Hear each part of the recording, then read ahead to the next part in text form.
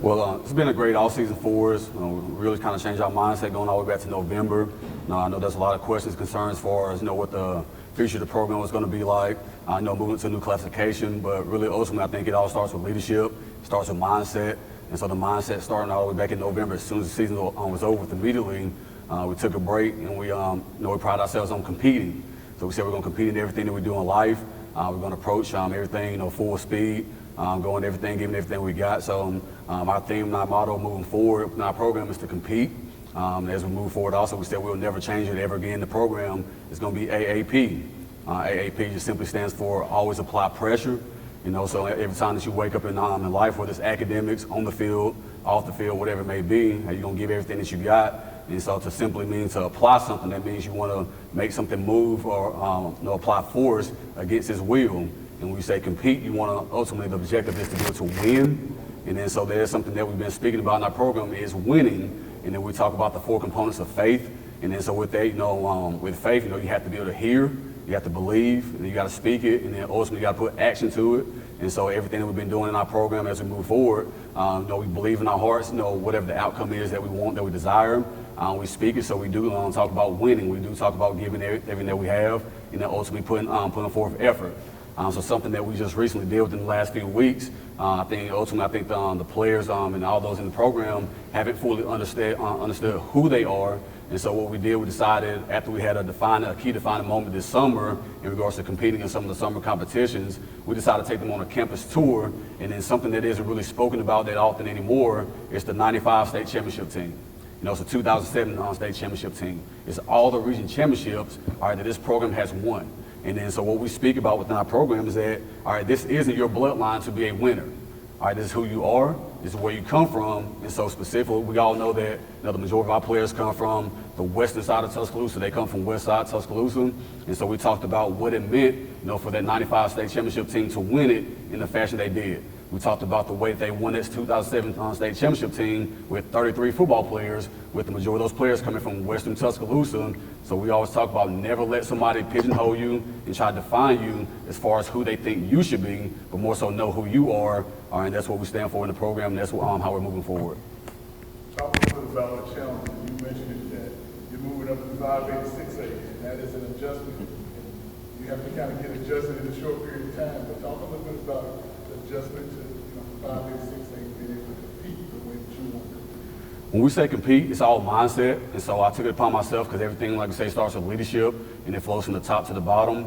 So I took about 2 or 3 weeks and just put myself in total isolation.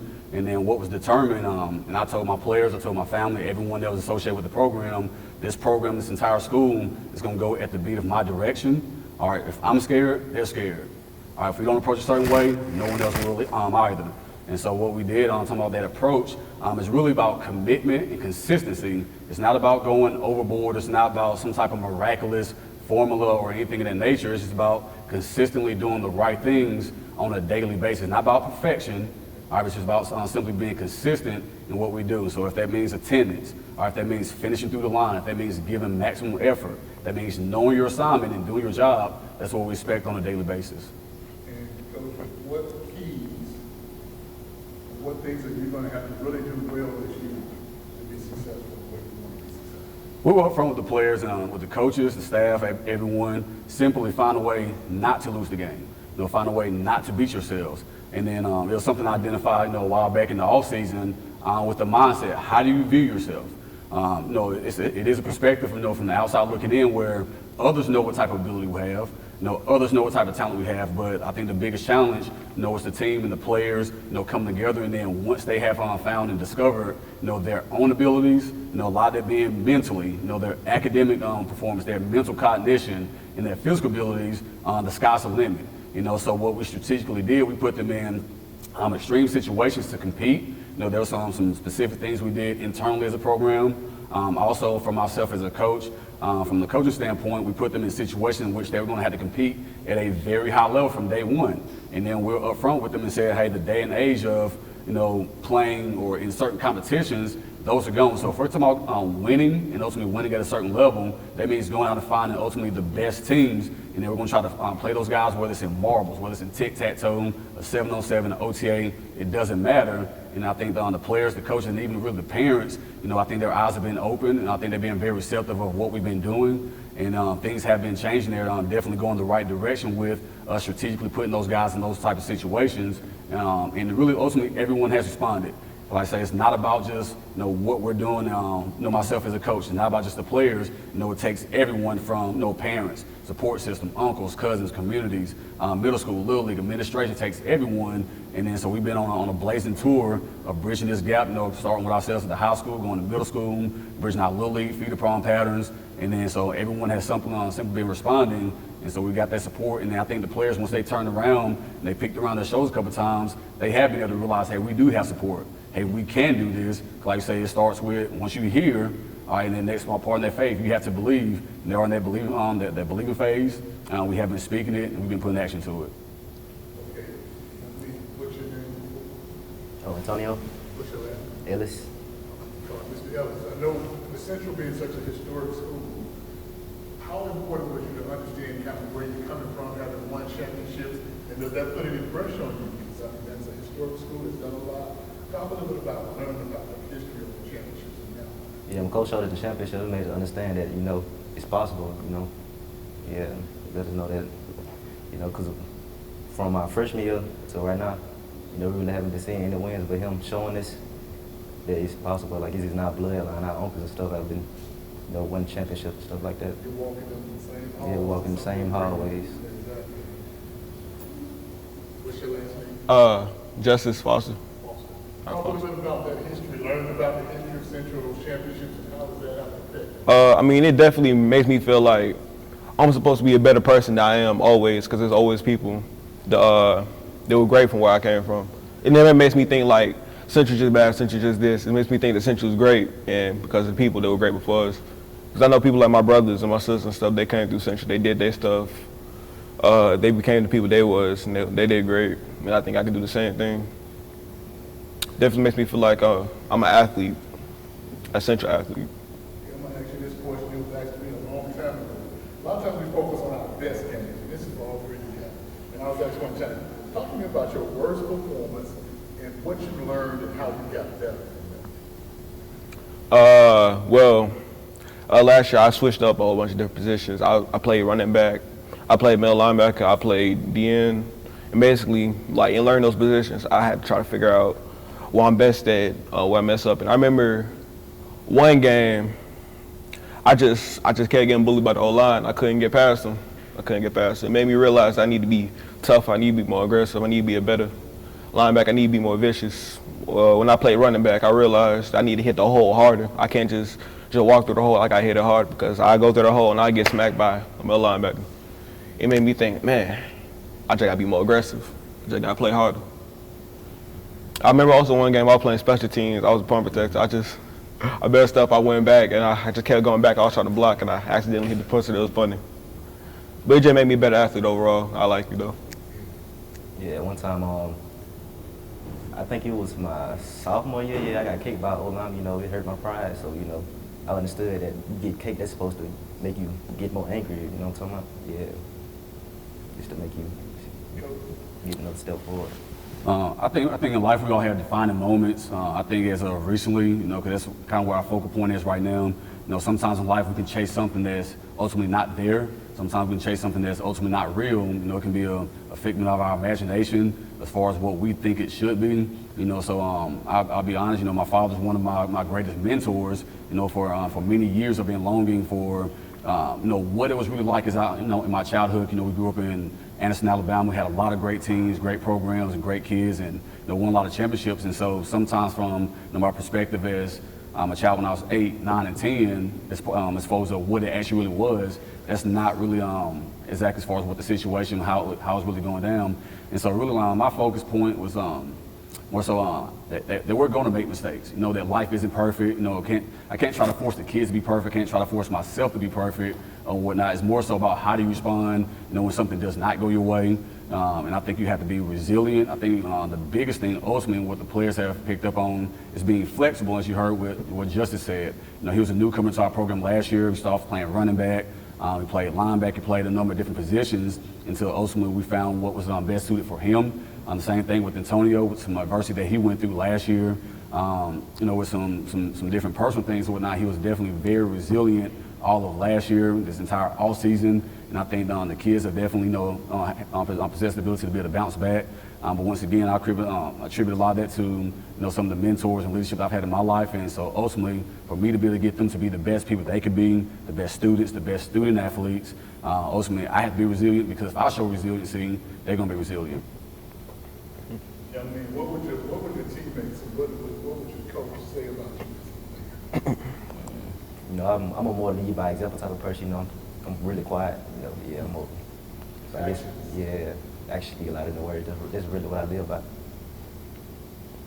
I definitely say they think I grew into a better player, a better person from when I was first off, because I was real quiet too.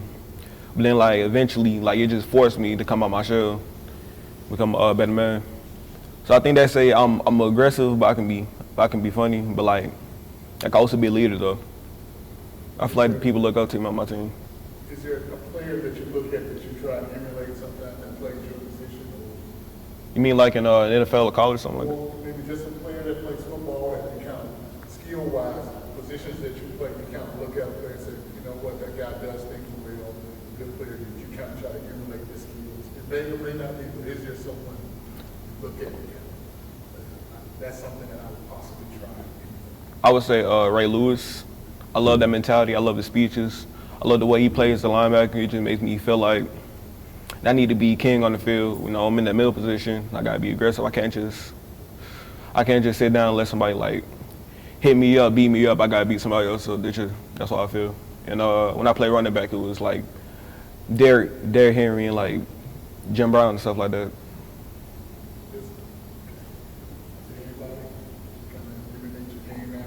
Yeah, I would say Ray Lewis too, because I understand that if I don't make the play, who else gonna make it?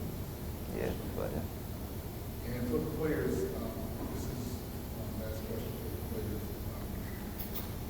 players. Is there a coach or an athlete that you look at as a role model, or somebody you want to emulate, a role model type person that you look at? Maybe outside of that.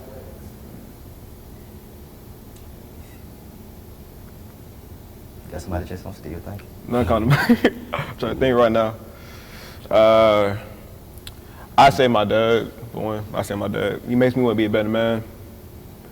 The stuff he taught me growing up, I feel like it made me into the better person, and really helped me grow when I was growing up.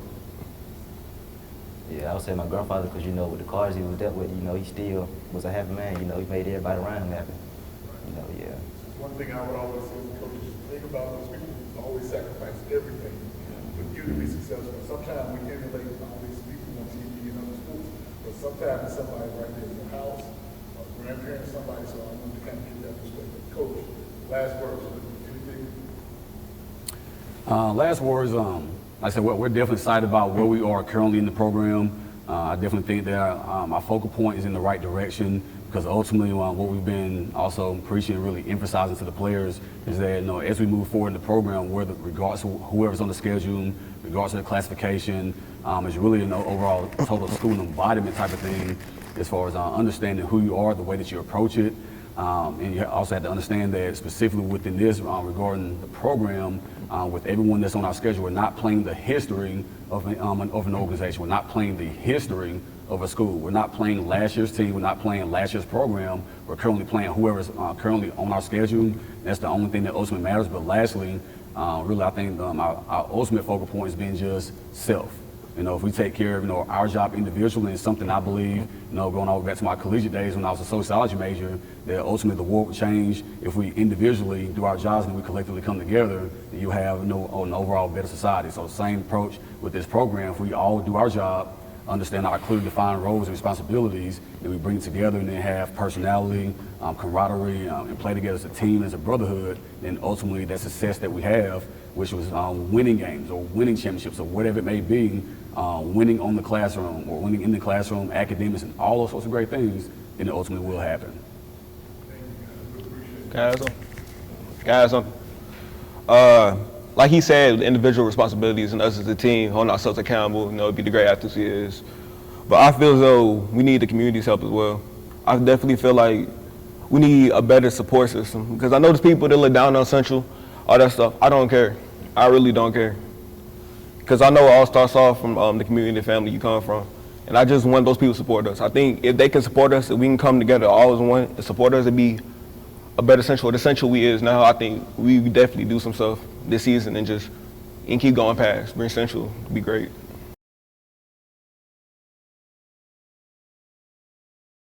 This upcoming season will be our second season. We'll have 8 young ladies returning.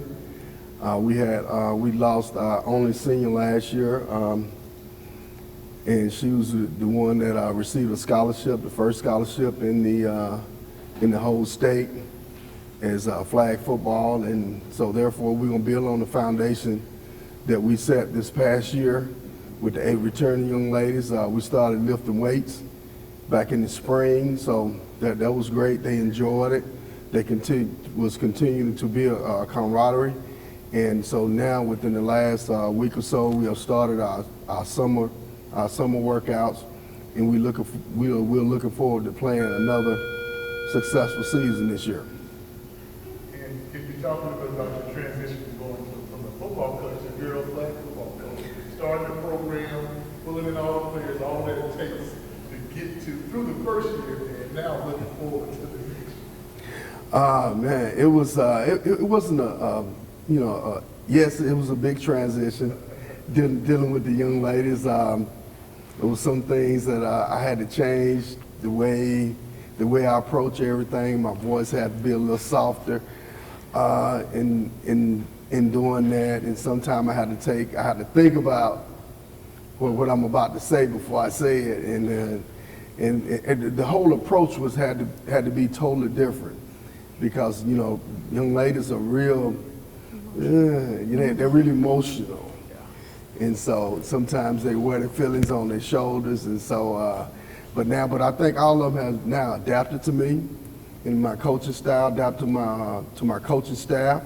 Without Deion Washington and Coach Simmons, we wouldn't have been able to get this done. It's really, those two who really done the bulk of the work. I was just, a lot of time I was just there, but it was those two who really done the bulk of the work, and the foundation of the program has been set. The young ladies enjoy. We have eight returning starters, and all those young ladies are coming and ready to play. And it would have been going through last season to kind of understand the lay of the land with girls flag football. Talk a little bit about now the second season, the strategy, the whole part of the program. Now that you've seen it here, now you're able to compete. Kind of talk a little bit about it. Oh yeah, it's a whole lot clear about what they want us to do, how we can play, and I think I heard Coach say it's not a contact sport. Oh, we're gonna make some contact. We believe in contact. We teach it. Our girls are a little physical. I want them to be physical, so that's the number one reason that we wear the helmets, because I want our young ladies to be physical, play hard, and play to the end of the whistle blow. Okay, young ladies, introduce yourself. My name is Katrina Brown. I'm Hannah Jackson. I'm an upcoming senior. And Brown and Ms. Jackson, talk a little bit about first. You have a coach that's been in the system for a while, coaching football, a great coach. Talk a little bit about, as a girls' flag football player, to have an experienced coach like Coach Connor come in and coach the game, the adjustment that you guys have had to make. A lot was just like us and our emotions. We had to realize when he said stuff, he meant business, and how to take it and just communicate with each other and stuff like that. yeah, with Coach Connor, he really does treat us like his daughters. And a big part of that was being able to level with him and being able to communicate effectively on how we as young women need to be taught and how we can best be led in a manner that is softer than what he's usually used to. And so starting off, we just had to really make that adjustment. And what made you guys want to play this I grew up with a lot of brothers, so they always played, but they never let me. So once I got an opportunity, I jumped to it because it's something that I always wanted to do, and to be able to play with other girls that want to do the same thing was just amazing. We have fun. Yeah, it was the same for me. I have 3 brothers, and football is just really big in my household and in my family. So I grew up with football, and so when this opportunity came along, I just had to jump at it. And talk a little bit about the adjustment of not really tackling football. You kind of had to kind of let up some. So how was that adjustment going? I actually like flag because even though it's a contact sport, it's not really hard contact. Like I said, I grew up with my brothers, so they didn't care about tackling me or being a little rough. So it stops you from being hurt or feeling some type of way because you got hit too hard. And I like flag better because it's just easier to play. Personally, I've never really had a problem with the contact aspect of the sport. I actually like it when there is a little bit more contact than normal. So for me, I think a big part of it was just learning how to really focus on having that self-control and learning the game as a strategical, standpoint, and not just really going off of, what you feel. And you guys have kind of been part of history. You've seen like your teammate last year go receive the first athletic scholarship in girls' flag football in the state. So there's some opportunities past high school. Is that something you thought about possibly pursuing? And would you like that opportunity? I'm considering my options. Just looking forward to getting scholarships and being able to play and have fun. Yeah, we are so proud of China Foster, and she really did pave a way for us girls, and she really was a big inspiration. And those opportunities that she got from flag football has really inspired us to, open up our options. Personally, for me, I'm really big on education, so I'm going to school for a little bit more of a, professional narrow point, but flag football really does open a lot of doors for you, not just with school, scholarships and all that, but just who you know. Tons of people can connect through football, and so having that, having that backbone is just really nice. And last question for the young ladies. What are your strengths that make you a good flag football player? Me, I think it's just like being able to talk to people, because that's a big part, like being able to communicate. And I've learned a lot about how to talk to my different teammates and what to say and what not to say. And I think our communication as a team is very important for us this season and last season as well. For me, I think I have a really, strong will. I have a really strong will to succeed, and I'm very competitive. So flag football really just allows me to kind of channel that in a healthy way and be able to push myself and push others and just really have fun with it. Coach, any last words? These 2 young ladies they're the cornerstone of the program. Hannah led the team in sacks, and Ms. Brown will be our starting quarterback, and so she'll be facilitating everything on defense, and Hannah gonna be taking care of Ms. Brown will be taking care of everything on offense, and Hannah gonna be taking care of everything on defense. So we're looking forward to having a great season this year.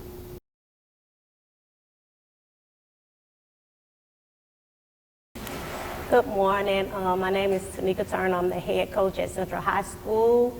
This year I will be entering my 18th season as head coach.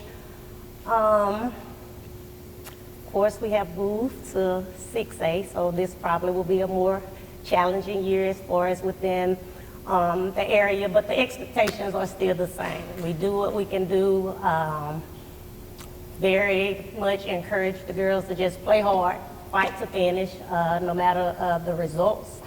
I have one returning senior, several juniors that's returning. We were young the past year, starting sophomores and even freshmen. So this year I have a book of juniors that will start. Unfortunately, my senior couldn't be here today, but we have a 10th grader, sophomore Naisha Stanton, and junior Desiree that was able to join us. But we look forward to the year. We know it's hard work ahead of us, and we're just going to see what this season brings. And talk a little bit about the fact that you have a lot of juniors. You have one senior, but you have a lot of juniors, some experience, so that's going to help you move it up in classification. And talk about your playing style, the strengths for your team. Again, hopefully they have matured more. Again, I have a lot of girls that really don't grow up doing volleyball, so it's more of a challenge of trying to get them there. So again, every year we progress with trying to do it. So I'm looking forward to a better year. They're more mature, so they have had more experience. As I said, most of them were starters in the 9th grade, so this will be their 3rd year, so hopefully they'll be able to step up and help us. How have you prepared in the spring, kind of mentally and physically for this particular season? It's going to be challenging because really during the summer we haven't had many to participate in summer workout because we have girls that have jobs, FBLA, Upward Bound, a lot of that. So when we come back on Monday, they know it's about business. So we were able to go to UWF camp in Foley, Alabama this summer, and not all the girls attended, but about 7 to 8 of them came, and we learned a lot, and it was just a good experience for us. Okay, young ladies, introduce yourself. I'm Naisha Stanton.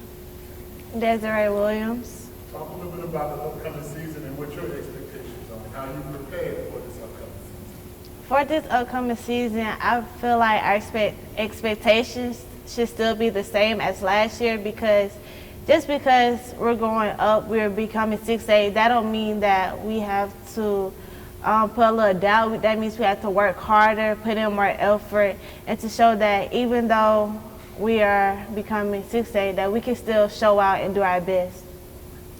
I feel like if we just put in all the work that we need to, everything will go as planned. And let me go a little bit. Just talk a little bit about being an athlete and a leader in the school. Is that pressure on you, or do you kind of feel good the fact that you are a role model in the school and the fact that you're an athlete, that kind of helps the situation? It's pressure, but it also feels good because you have schoolwork and then you also have practice and games, so you have to learn how to manage your time and what you should and should not do. And then also with the pressure, it's where people look up to you. They're like, oh, you're an athlete, and then you're supposed to be a leader at school and on the court as well, or just in general, you're supposed to be a leader. I think it's a little pressure, but at the same time it's not, because you still have to be you, but you also have to be a leader for other people and show that they can be just like you. And how do you kind of keep your teammates motivated when things get tough? Or I would always ask, after a loss sometimes, how do you kind of keep everybody motivated to keep getting better?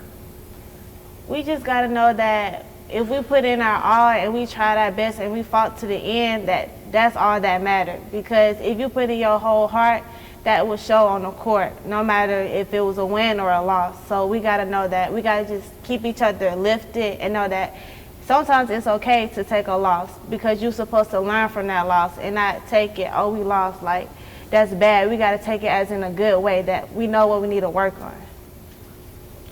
You learn from your mistakes, and you never let someone be down. You always stay with them so y'all can grow together. And just to know, the 10th grade, kind of what are your plans kind of after high school? I want to keep doing volleyball, but if volleyball doesn't go as planned, I'll do basketball. I was looking towards volleyball after high school, but I'm also looking at being a dermatologist and going to medical school. And Coach, having so much experience, kind of, I know when teams ebb and flow, you have young, you have old, but I mean, I know you are a crafty coach, and I can look at you and see that pride. Yeah, we moved up to 6A, but they haven't seen you before either. I know there's some internal. Talk a little bit about how you preparing these young ladies for the challenge, what your expectations are for you to go in there and really compete at the 6A level? Right. Again, no matter what, I preach, work hard, trying to win, no matter what. You know, we don't see the opponents as we're gonna automatically lose, but again, just to play our best, give 110%. And I always preach, as long as we leave it on the court, I am pleased. They know me. Again, they done got used to me. I'm gonna fuss, I'm gonna fuss, I'm gonna fuss some more because I think they can do better all times. And it's just my coaching style. That's the way, again, pushing to be our best.